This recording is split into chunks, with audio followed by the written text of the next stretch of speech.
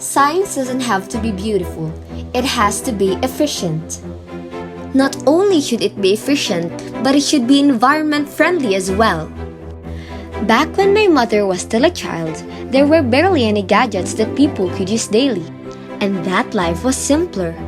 Their electricity bill back then couldn't even be compared today because they didn't have electricity and they relied on candles every night to see in the dark.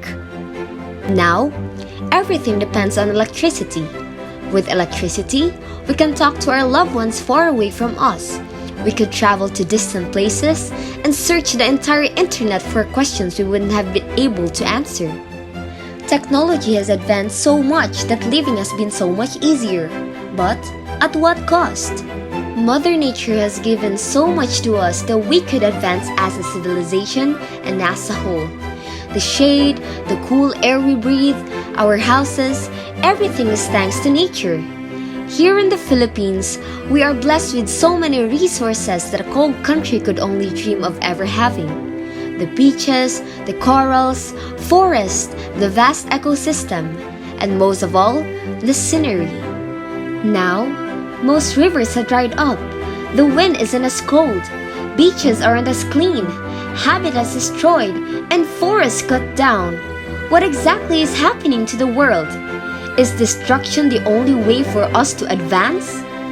With that, it's a race to find alternative forms of energy towards bettering ourselves from Mother Nature and finally make a better place. Not a race perhaps, a strive by us Filipinos to find renewable energy, one that'll suffice our needs for economic growth without the risk of environmental detriment. And this is where geothermal energy sets in. The thought as to why geothermal energy itself has so much potential lies within the geographical location of the Philippines. If you've ever traveled the bounds of the Philippines, you wouldn't be surprised to see momentous volcanoes lying dormant or active. This all indicates that the country itself lies within the Pacific Ring of Fire. Though geothermal energy has already been integrated well into the Philippine nation with about 7 geothermal fields known to date, there is still much to be done. The ultimatum here is not only to provide the nation with a complementary form of energy, but to give a permanent alternative to non-renewable resources.